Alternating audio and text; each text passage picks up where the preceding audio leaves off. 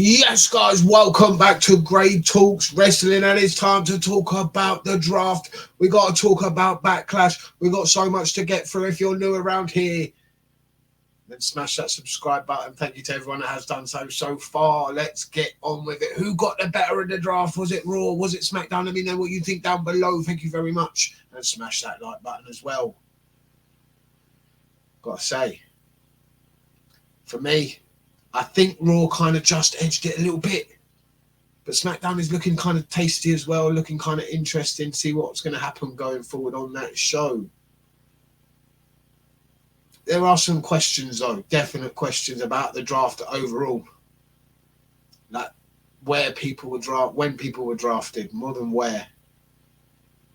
Like how are you drafting the number one contender for the WWE Championship in the fourth round of draft pick on SmackDown? AJ Styles falling way back. How is that possible? Why are you doing that? That makes no sense. He's supposed to be your number one contender. Now someone like Nia Jax getting picked before him. Make it make sense. And then on Raw, CM Punk, Drew McIntyre. How are they so far back? Behind Damage Control and others. It was baffling. We didn't see any really big names shift over to any shows. Not really. There are a couple of interesting movements. Some that are quite tasty that I like the look of, I can't lie. But no real big surprises. Some questionable ones as well. Why was Rhea Ripley not part of the Judgment Day? Why was she not moved with them? Well, because she's injured, but CM Punk's injured and he got drafted. Seth Rollins supposedly injured, he got drafted. Make it make sense. Some of the things they did, quite questionable. But I will say, overall, I am kind of excited looking at like the Raw draft. They've got some good, tasty superstars right there. Some good matches, some good feuds in the making. I'm quite interested in seeing where it goes. SmackDown, some younger talent, I will say, some untested talent, time for them to shine maybe. But overall, yeah, I do prefer the Raw brand. I've got to say, looking over it all, we'll get down to it now and talk about like the draft itself. Then we'll get into Raw. We'll talk about who's on what show, who got drafted to what show. So we'll talk about the Raw roster first, as this is a Monday Night Raw review, so let's go with Raw first. And we'll talk about that. We know the champions stayed on the same shows. They were locked in, which made sense, I suppose. We didn't see any black champion switching shows. But you know when one champion switches, another one's going to have to switch back to the other show. It's so obvious. So it's good that they didn't do that. It made sense that they did that. So we know that Damian Priest, Becky Lynch, Awesome Truth, and Sami Zayn, all the champions, the world champion, the women's world champion, the tag team champions, intercontinental champion, all stay on Raw. Joining them, we saw tonight, the first round draft pick was Imperium. They're still together, minus Giovanni Vinci. He was in the supplemental draft, and we'll get to that in a little bit. You know where you are when you're on the supplemental draft. You know where you stand. But yeah, Gunther and Ludwig Kaiser. How's Gunther not being drafted by himself? I get it that the factions stayed together and they were drafting factions as well, and they're still a faction, I suppose, or a tag team now, it looks like. And what they're doing with them is questionable, and we'll get to that in a little bit. But yeah, Gunther, Ludwig Kaiser, the first round draft pick for Raw. Not surprised. Gunther's amazing. Got to be a world champion in the making, hopefully soon. Their second pick in round one was Damage Control. That was interesting. That does bolster the women's division, and I like that. Raw needed that.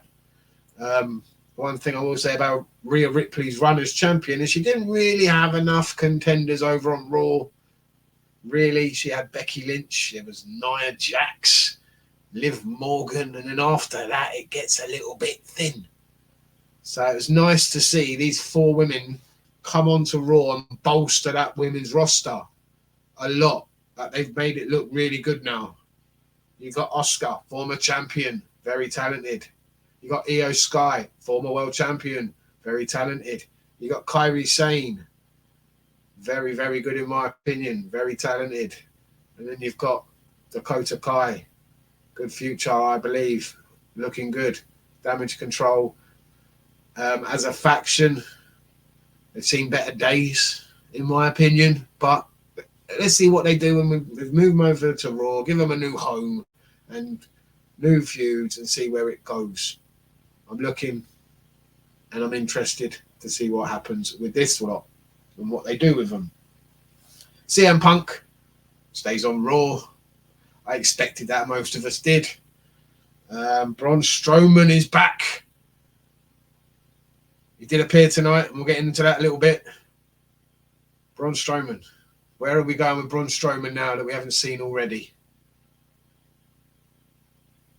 They had their chance with Braun Strowman years ago when he was really over, and they blew it. And now he's back again. And it's just going to be the same old shit again with Braun Strowman? Or are we going to see something different, something new? Who knows what they could do? You never know. With these vignettes that people are talking about, you never know what they could do with Braun Strowman. It could be something quite interesting. There is the capability of doing something, but who knows? LWO.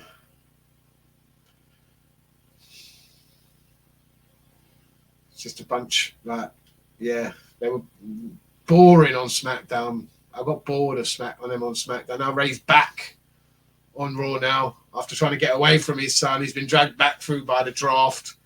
Are we going to see another Dominic Mysterio, Rey Mysterio feud again? Really? Dominic has to go back there? I don't know about that one. Drew McIntyre. I'm not surprised he was so pissed off tonight. How's he so far back? How's he been drafted so far back? Ludicrous. The people that were drafted before him. Oh, madness. Absolute madness. The Judgment Day, like I said, why wasn't Rhea Ripley involved in there? Sticking on Raw would have been quite interesting, that one, if they had been drafted to SmackDown. Because does Damian Priest need them anymore? Really? We'll get to that in a little bit. And as Rhea Ripley's not around, why not move them over? Could have made sense, that one. Ilya Dragunov moves up from NXT. I hope they build this guy up, give him some vignettes so people get to know who the hell he is. There's a big audience that watch Raw, watch SmackDown, watch WWE that don't watch NXT, don't know who Ilya Dragunov is and was before that in NXT UK, on the European scene. A lot of us do, but a lot of people, more people don't. And if they did some vignettes and showed who he was and gave him a backstory and gave him a character and let us know who he was, this guy could get over. If they just shove him out there, match with no real story, I fear for him. I do. Hopefully they treat him right. I hope they do, because he's very talented and has got a bright future. The New Day. How are they not in a supplemental draft? I'm sorry. Really? What new are we going to do with the New Day that we haven't seen already? Are they going to do anything different? Are they going to do something new? Are they going to do something fresh? Are they going to be the same old joke, the same old thing over and over again that we have seen for years? For years. I'm done with the New Day. Lyra Valkyria, talented young lady. One thing I will say about all the women that were drafted from NXT, why are you crying? This is your moment to stand up and show who you are and be confident, like, yeah, I knew I'd get drafted. Of course I'd get drafted. Why weren't I drafted sooner? Instead, they're standing there crying. Like it's a big surprise. Hugging Shawn Michaels, wearing the silly caps. It was ridiculous. It's not how you're going to get someone over like that. It's going to take a lot.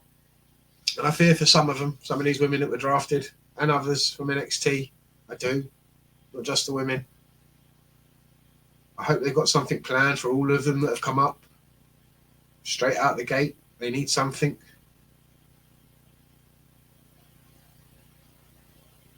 Because you don't want them like Cameron Grimes, just sitting around doing nothing for 6 months. They were brought up in the draft, and they did nothing with them. He wasn't the only one. Been so many of them that were brought up, and they did nothing with them.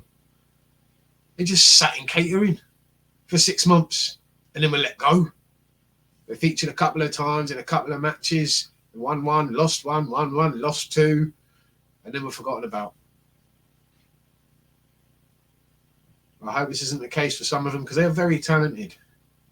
I know this is the new era, but we have to wait and see. There's a lot of things that still ring the same at the moment.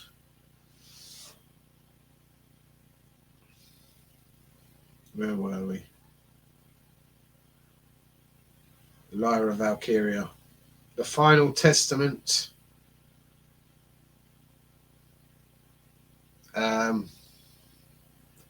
Faction that lost at WrestleMania to the Pride, Bobby Lashley's crew, and I do like Karrion Kross. Hopefully they'll do something with them over here. It won't just be the same old stuff. They didn't get over really and do very well on SmackDown. They've been moved over here, and let's see where it goes, really. I'll give them one more chance. Bronson Reed stays on Raw. And, of course, Jey Uso was the first pick on night one. Seth Rollins, Bron Breakker, Liv Morgan, Ricochet, Sheamus. Ugh, you know my thoughts on that. Check out my SmackDown review. Alpha Academy. Kiana James. Again, like I said, have they got something for the girl or are they just bringing her up now? We've got to talk about the supplemental drafts that were brought up, that were done after the shows. There were a few on after SmackDown and a few after Raw. Alba Fire and Isla Dawn. Shayna Baszler. Zoe Stark, the Creed brothers and Ivy Nile, New Capture Republic, Dijak, Caden Carter, Katana Chance, Natalia, and Odyssey Jones. He got drafted last year, didn't he? I swear he did. I swear he got drafted to Raw last year and we never saw him.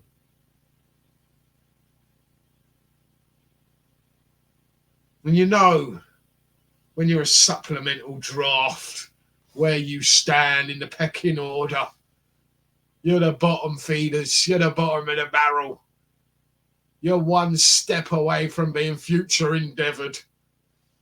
See you later. Don't let the door hit you, where the good Lord split you. Anyway, we need to talk about the SmackDown roster. Cody Rhodes, of course, stays on SmackDown. He's a champ, along with Bayley, A-Town Down Under, Logan Paul as well, because he's the United States champion.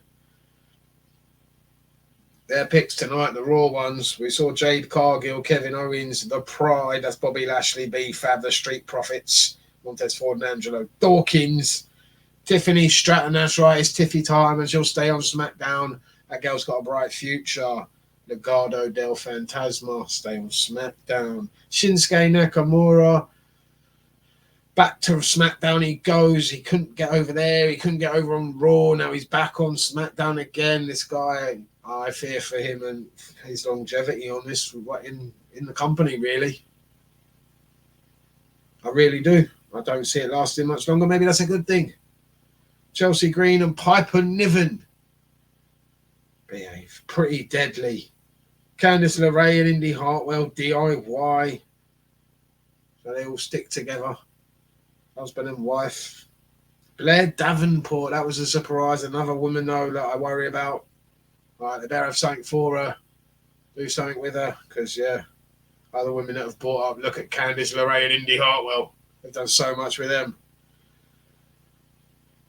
Bianca Belair, of course, on night one, along with Carmelo Hayes, Randy Orton, Nia Jax, like LA Knight, the Bloodline. How did they get drafted so far back? That's ridiculous. Like AJ Styles as well, Andrade.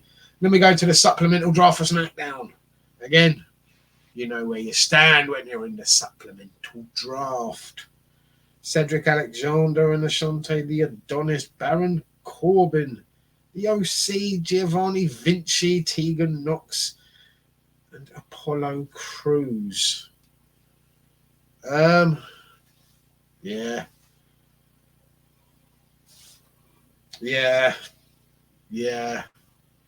I see Dijak on Raw.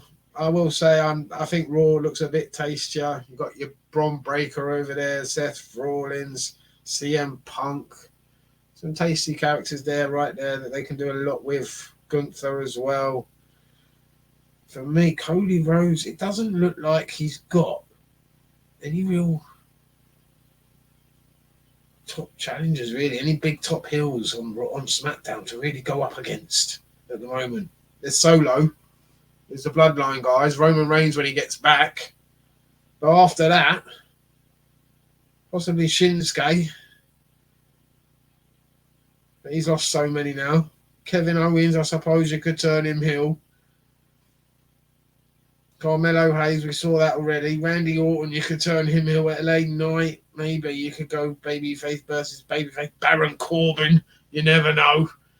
But yeah, I will say the top heels, Raw smash it out the park. You've got Damian Priest as the world champion. Good heel.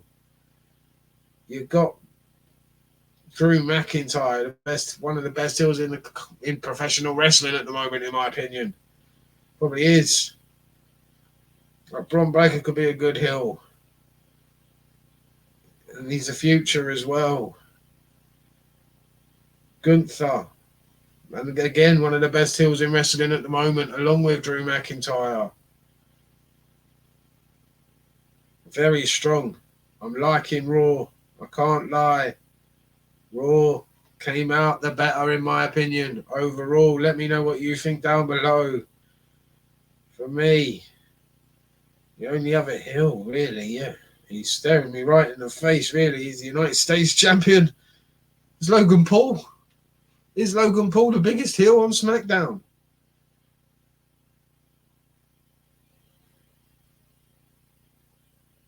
After possibly the Bloodline. With Solo, who's lost so many matches anyway.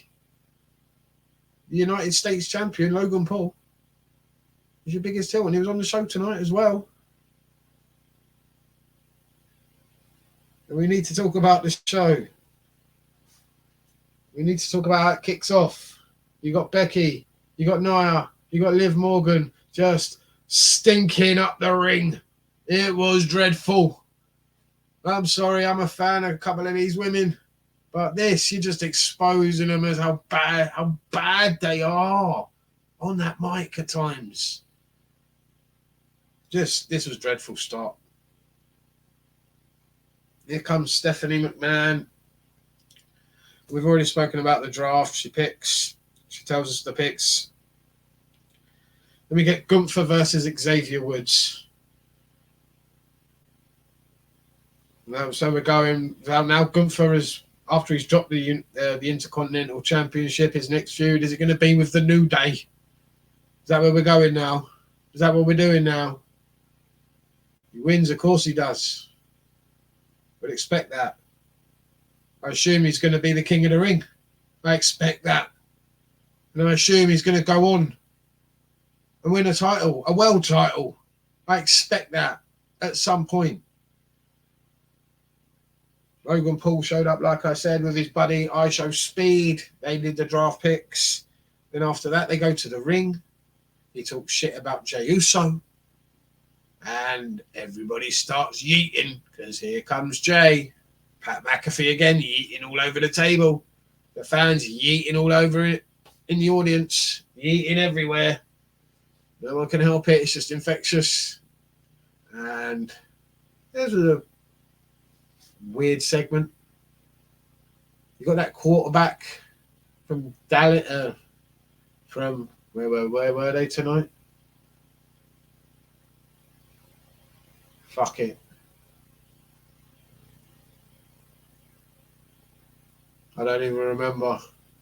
But the guy was the hometown quarterback. And Kansas. That's it. They were in Kansas. Thank you. Kansas. And he's supposed to be like the big baby face. And he turns heel. He turns heel and no one really cares. Gives Logan Paul rings, puts them on. Judgment Day are in the ring, of course, and they're all beating down Jey Uso, and then they miss, and this is where it gets all goofy. Jey's standing there laughing, taps Finn on the shoulder, they start brawling, and in comes Braun Strowman. Here comes big old Braun to the ring. Logan runs away, and he takes out their Judgment Day, and how far the Judgment Day have fallen, really. Literally, it's been a week. Rhea Ripley left a week ago and they're already in such a mess. Absolute mess now. Jobbers, a lot of them. That's what they look like. Finn Balor. Finn Balor was a world champion. Look at him now. The high hopes we had for Finn gone down the toilet, really. JD is a joke. And Dominic is just, what the fuck is that on his face? What have you done? It does look like a dirty Sanchez. You can't not say it. You can't not see it. Sami Zayn defeated Bron. Well, he tried to defeat Bronson. I mean, I don't know if it was a DQ or they just called the match off. They never really made an announcement because Chad Gable interfered after being attacked backstage by Sami Zayn. Finally, took him long enough to find him. Shouldn't have been hard, but he made hard work of it. But he got there in the end. And then out comes Chad, interferes in the match, and costs Bronson Reed the title. And I like that Bronson took him out afterwards. That made sense. I thought for a minute he wasn't going to. I was like, why wouldn't he do that? It made sense that he did, though. Really did. Should be pissed off at him. And, yeah, left him laying. The APA came out. They did the next round of the draft. And here comes Drew. It's the best segment of the night with CM Punk. Just brilliant. Both of them on the mic are gold. They're both injured. And they're the best thing on the show. And they're not wrestling. What does that tell you? They sent Rhea Ripley home because she's got a elbow injury, if I'm not mistaken. The same sort of injury that CM Punk has got. Same sort of injury Drew McIntyre's got. But they're there knocking it out of the park. I don't know why. Maybe she's got surgery and then she can come back and do something. But anyway, these two. It happens so often, like people get injured, they go away. These two are there, they're working. So, and it was shoot from Drew McIntyre. He said it as well. Look, I'm injured, but I'm still here. I'm working. Phenomenal. Every little bit of it. You got Drew coming out, pissed off. He hadn't been drafted until when he'd been drafted. Rightfully so. I'd be annoyed. Should be. It's Drew fucking McIntyre. One of the best stars you've got. How Smackdown didn't draft him. Like, criminal. Oldest, you need firing. Sorry. You dropped the ball, son. Should have picked up Drew straight away. Said you drafted Jade Cargill. It's number one. Whoever you drafted after that. Ridiculous. Anyway. This segment wasn't ridiculous. Best thing on the show. By far. Drew McIntyre on the mic. CM Punk. up in the box. Gets a rise out of Drew McIntyre. Of course he does. CM Punk is gold on the mic. No one can challenge him. Nobody. Drew goes after him.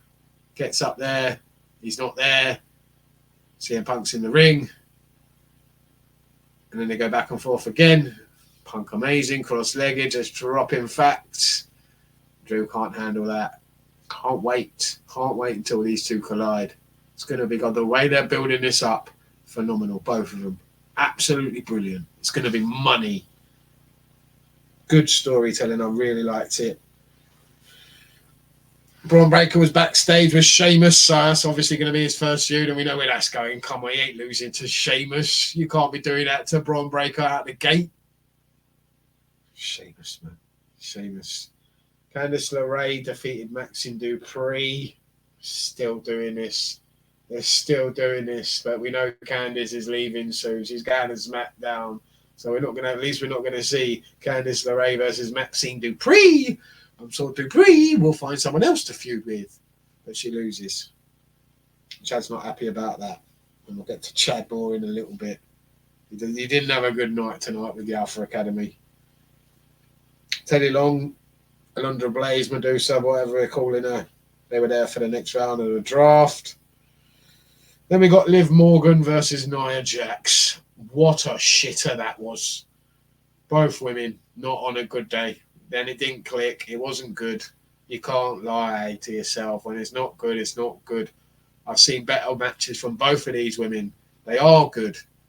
But this was dreadful. And then you had the added interference that didn't help either with why Naomi was even there with Tiffany Stratton. I have no idea. It didn't need to be there. It didn't help the fact. It didn't help the match. It was fucking dreadful. I like Tiffany Stratton. I like Liv Morgan. I think they're really talented and they could get over. They really could. This didn't help any of them. Didn't really, in my opinion. Didn't need to happen. Dudley Boys turned up again for another draft pick. Got good reaction. They always do. They're the Dudley Boys. ECW chant, of course. Legends. And then we just shows how far the tag team division's fallen. We used to have teams like the Dudleys, the Hardys, Edge and Christian, APA were there tonight. Do you know what I mean? And then before that, now look at the tag teams divisions. It's so fucking weak. So weak. You got Awesome Truth. And how the fuck did Alpha Academy get a tag team title shot? Who did they have to pay off? Who did they have to jerk off? Who did they have to suck off to get that? Make it make sense. Of course they lost. You know, I thought that by then Gable's coming to the ring and he's just having it out with these lot and they're going to take out Akira Tozawa and he was done. But no, we're going to keep it going. We're going to drag it out. Talk about dragging it out. Judgment Day and Priest. He's backstage with him. JD's got a big bruise. He's still got a match to go to. First of all, we got the final round of the draft of Pierce and Aldis. Why didn't they just use them the whole way through it? They were so much better when they were doing the draft picks, reacting to each other picking. That was pretty good. Why don't we see that throughout? Why weren't they being interviewed about who they picked and when they picked them?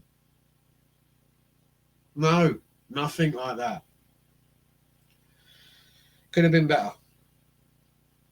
Then we get the main event and it's just some flat, boring, predictable 6-man fucking tag that thing that Teddy Long would have booked. Tag team match player. As far as the Undertaker weren't involved. Even Teddy Long's tag team matches were better than this. Sorry. Jey Uso, Ricochet and Andrade against the Judgment Day. Finn eats the pin. Finn eats the pin. Not JD, Finn. Finn Balor, former world champion. How far he's fallen. Shocking. Absolutely shocking.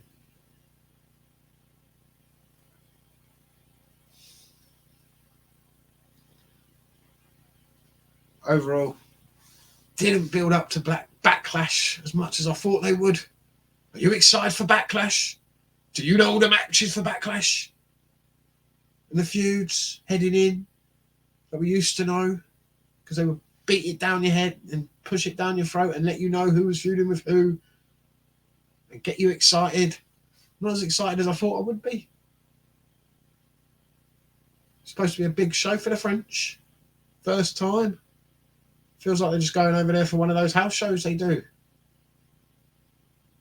Doesn't feel like it's going to be a pay-per-view or a PLE.